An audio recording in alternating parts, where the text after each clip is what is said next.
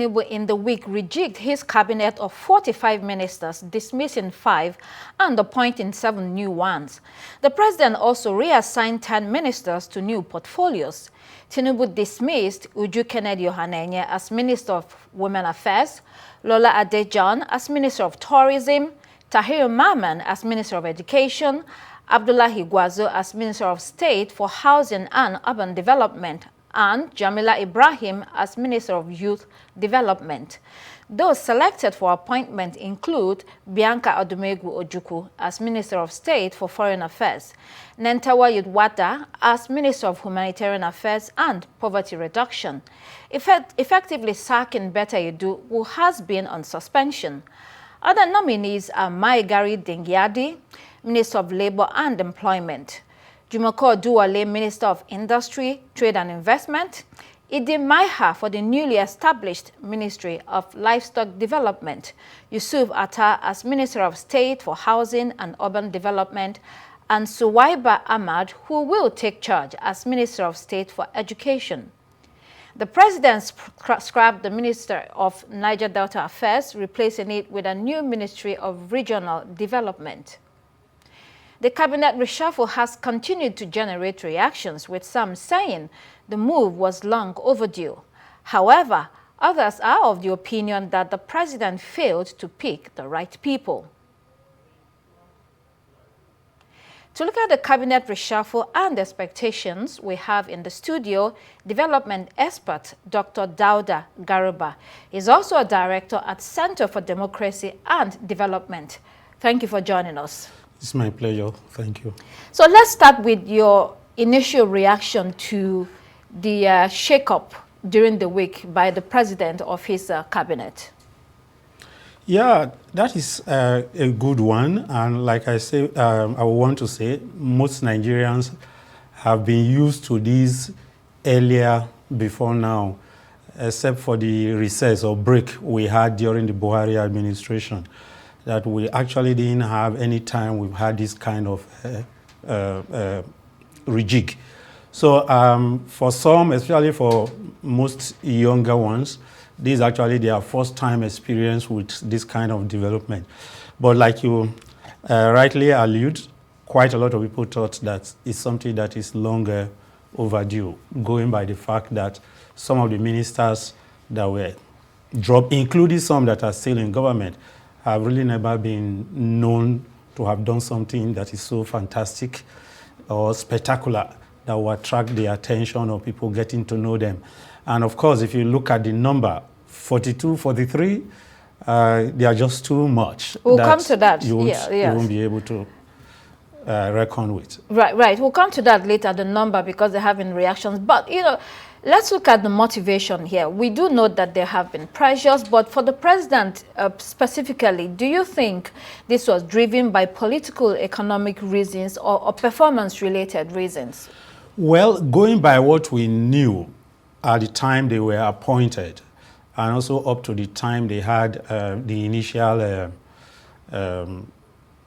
training, or if you like, induction, the president actually had told the country that they are going to be given the opportunity and targets to meet, and that whoever did not meet such target at an appointed time, they are going to be relieved of their duty. Outside that front-loaded earlier position by the president, we currently do not have any other reason that we can be adducing to this.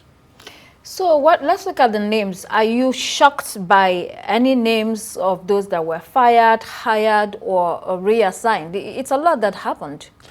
Well, I'm not actually shocked by any of the names of those hired and fired. I'm also not shocked by if by tomorrow the president wakes up and also decides to fire another set of the ministers. The fact being that as the president of the country, he has the powers to hire and fire. But the president has his own criteria, or if you like, what you call his own job description for them, and also the expected target he wanted them to meet. Whether they have met that or not is the sole decision of the president.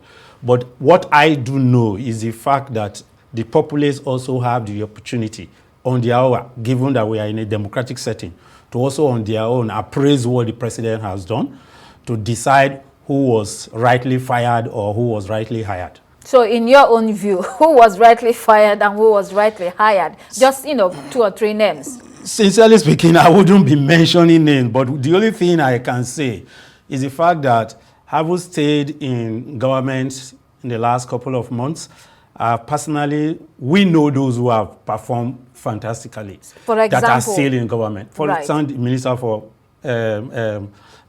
Eternal Duties, or you call it Home Affairs, or yes. whatever, exactly. But I wouldn't be mentioning other names. We know those who, for whatever reason, maybe they are visible. Right. But there are also some who are just very, very quiet, and you don't even get to know what they are doing. So in that context, yeah, but for the Minister of Internal Duties that you just mentioned, what stands out about what he has done for more than 1 year now? Well, I think what he's done in the area of the passports, the area of coming into the country and getting out, some simplification is brought to that, is what has really attracted several persons. But also, there are several exclusions and inclusions. Does any of those people stand out to you? And do you think any of them would contribute meaningfully to changing the trajectory going forward? Well, I personally do not have a name to mention. Right, okay. But overall, do you really think that this rejig would bring about, a change, and a change in the direction that the president and his team are heading to? Overall, what I feel is that at least the president have had the opportunity of now assessing this fellow on a first-time experience. And usually we are aware that when a new government comes to power, a lot of political pressures come to bear in appointing people to office. So wherever people were pushing for persons to occupy positions, the president had the opportunity of experimenting with that first time, and now he knows better and will also be in a position, even in future, to identify who and who should be staying and who should be going, but bearing in mind that he has, at least in the first time, settled all other political powers who wanted who or she to come to power, which he has obliged to. But now the ball stops on his table, and at the end of it all, when assessing the president or the administration, is the president that actually bear all that the blames and the praises. So in that context, he needs to also get down and assess things and then do things to his own taste.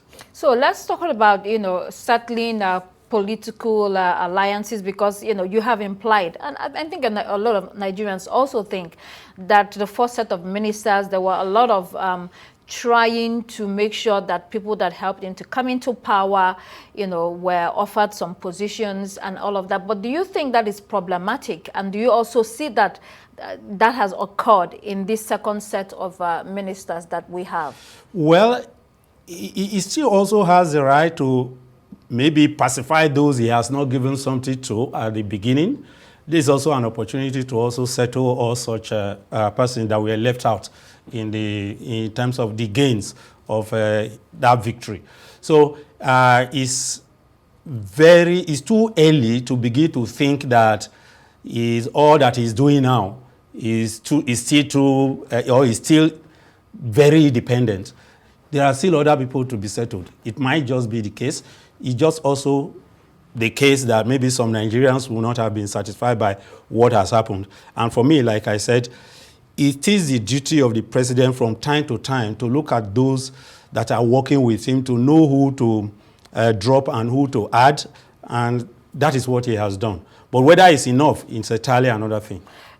We do have problem of political patronage in this country. How do you think that affects efficiency in governance and the overall performance of the country? Well, it's a democracy, and in fairness, it's not only in Nigeria that political patronage has become something. Even in the advanced democracy, they also do political patronage.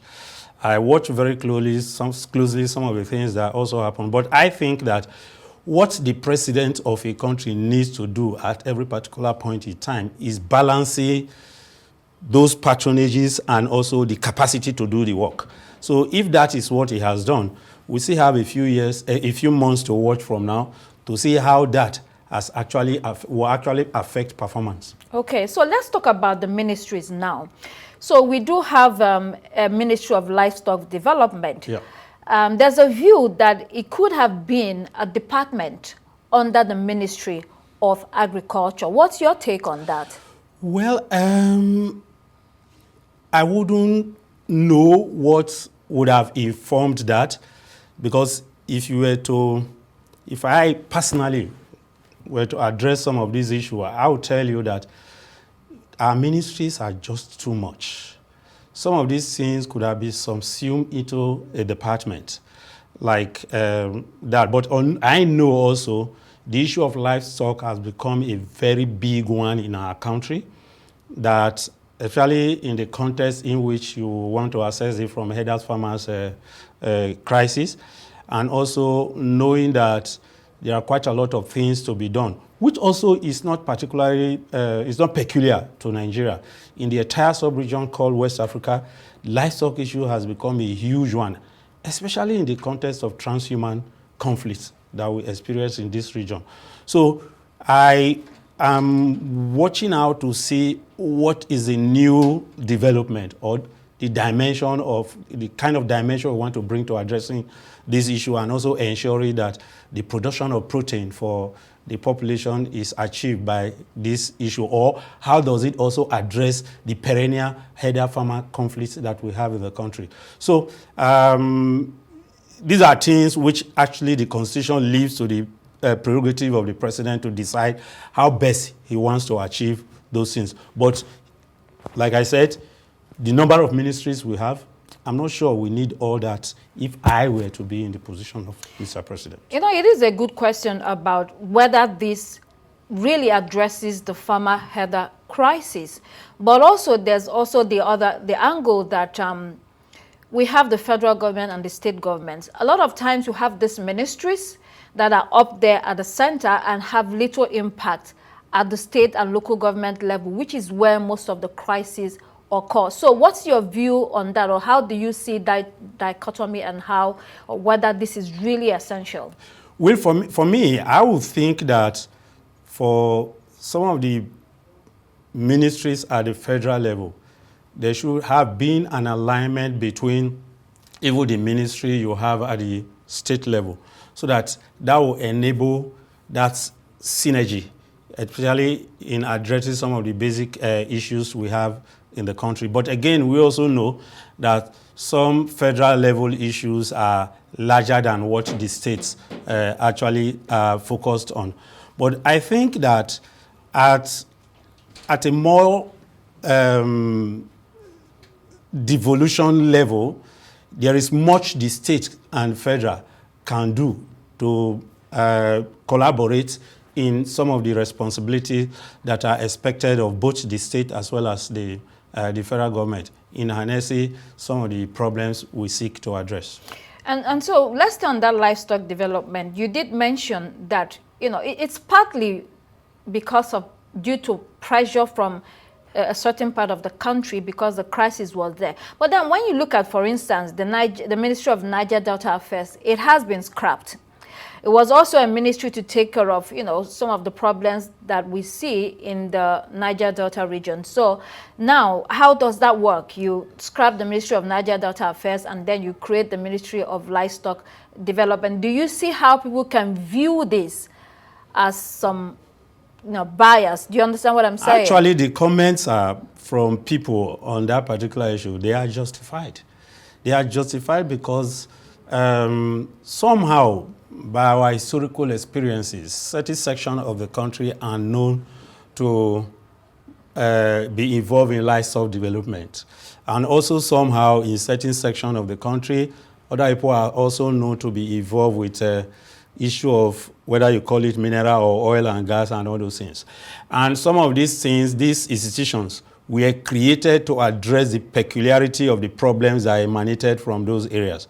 So if a Niger Delta person is critiquing the policy move by the president especially with respect to the creation of the Livestock Ministry, and now the condensing of the Ministry of Niger Delta, person is also justified. What I see, even by that creation of a single ministry to house 4 development commissions, yes, is that very soon I won't be surprised if I see another 2 development commissions created for the other 2 regions that are currently yet to have one. So in the same way that, what if tomorrow somebody now stands up and says, oh, because we are riverine people, we are known to be involved in fishery activities or occupation, so we need a Ministry of Fishery. So these are some of the things, which of course brings us to the point you raised earlier on, that why can't this be accommodated within a bigger ministry of agriculture? Yeah, because you also think about an entire ministry is a lot. You have to hire more people, and you know, we are a country that is struggling financially now. Then you have to ask, what is the sense in creating all of this? We also have. Oh, go ahead. We actually need a lean government. Yes. A lean government, but with expanded capacity in terms of the reach of the various departments that are in each of the ministries. Yeah, you know, the Niger Deltans have threatened, you know, literally threatening that the president needs to bring back the ministry. How do you see this playing out? Yes, of course. Just this morning I watched a video by one of the ex-militants in the Niger Delta venting and saying, well, some of those things, the threats and other things you just referred. But the fact also remains that in a democracy, the government has a responsibility, especially the leadership, to appease all sections, to be sure that people feel not just that you are doing things with justice, but also the people also need to perceive you that you are actually doing those things with respect to on the part of justice. So for me, that is actually what is essential. Balancing those views, ensuring that all sections of the country feel this sense of belonging, that they are not marginalized, is a right which the president, or responsibility which the president owns the country. And so let's also look at this new Ministry of Regional Development. Some have said, okay, this might be a path towards regionalizing Nigeria. What is your view on that? Yes, I've been following conversation about going back to regionalism, but I see it differently. Right. The difference, I mean, from my own perspective, is that it could be an attempt to synergize what the state is doing and also how the federal government can intervene in some of these regions. Oftentimes we claim that the problems in these regions are just too heavy, that they are beyond the powers of the state. For instance, I know issues of ecological destruction, or that people will say, oh, these attending to this ecological destruction in a certain part of the region is bigger than the powers of the state. So in such situation, it affords the opportunity for the states and the federal government to work together. It also affords the kind of intervention we've seen since this administration came to power in terms of palliatives that have necessitated the federal government putting certain amount of money aside and giving it to the states. And yet most of the state executives will sit on this money and never work with them. It's also an opportunity to say, okay, as it is, I will be channeling these resources through the Regional Development Commission. That also is a good way. It's a good way. But at every particular point in time, there need to be a sitting around the table to have a conversation as to factoring the priorities and the interests of the states into some of those interventions. But you know, what you just said also raises the question of efficiency, because you can have, you know, this big ministry, you can have all the priorities, you can have all the plans laid out. And at the end of the day, it actually doesn't make any difference. That is true. I've actually, in several of my conversations of this issue, use the Niger Delta as an example. Yes. In the Niger and Delta. And the Development Commission. Yes, too. the Yes, Development Commission. NDDC, in the Niger Delta, you go to the region, NDDC is seeking borehole, Ministry of Niger Delta is seeking borehole, the state is seeking borehole, oil company is seeking borehole, even local government is seeking borehole. And at the end of this, none of this is you can get water from. Yes. So, which says something about the synergy I talked about. So if, for instance, there is a synergy between, for instance, the Development Commission and the state, and the state say, okay, in our 2025 budget, we want to do X, Y, Z. Then the commission will now decide, okay, since the state is doing X, Y, Z, we should be doing A, B, C, so that we are able to, read and program in line with what the state is planning, so that we all agree on how we can help the region. If you were to assess the quantum of resources, I've done quite a lot of research, even on the oil company side. Yes. The quantum of resources they say they are putting into CSR, as a corporate social responsibility, and what is actually happening in that area. By now, the Niger Delta shouldn't be looking like what it is today. Honestly, and we can't even clean up the region. When you travel through the entire region, it's completely devastated, and all these monies in that place, we're not able to clean it up. Doesn't it say something? That is an area I think I have spoken and written so much about, because my PhD thesis was on oil theft, and it gave me the opportunity to crisscross the entire Niger Delta. Apart from the development sector work that I've done in the region, I had moved even all around the creeks, and what I see, I cannot match it with the figures I often see that is bandied around by whether the Development Commission, the ministry, or even the oil companies that have been spent in the Niger Delta. So it's a high time we began to do something that will make the people appreciate what is happening. Because as it is, some of the things that are happening in the Niger Delta, particularly in the area of oil theft, are happening because it doesn't make sense to the people.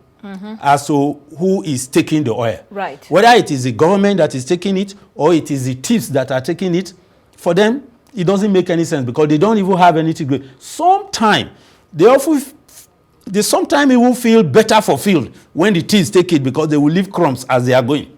So these are some of the challenges, and until we begin to put the people in our definition of development as the focus of the work we are doing in the Niger Delta, we are going to live with this for a very long time. Right. And the problem is that if this gets into the other development commissions that are just given birth to, and even the two more that may come, then we are going to be in a mess, much more than, that is deeper than much more than we are currently in. Another ministry that it seems problematic is the Ministry of Humanitarian Affairs and Poverty Reduction.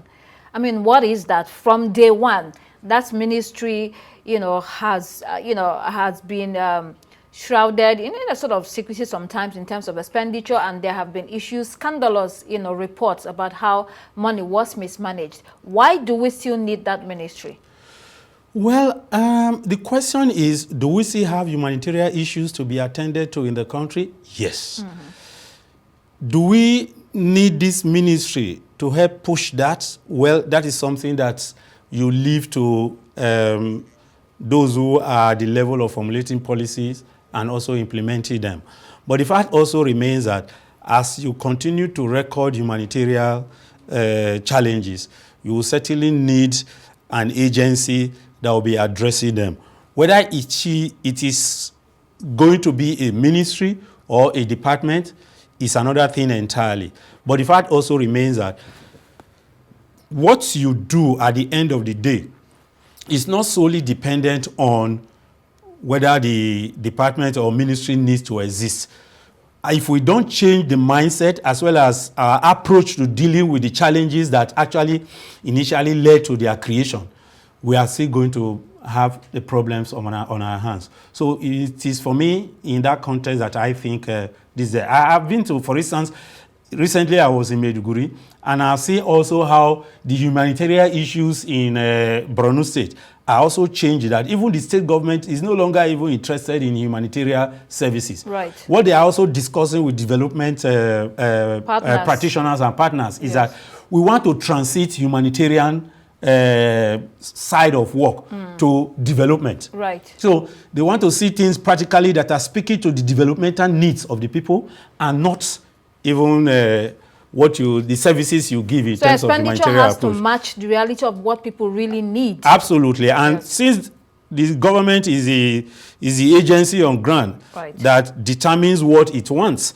well, I also don't think that they are talking totally away from the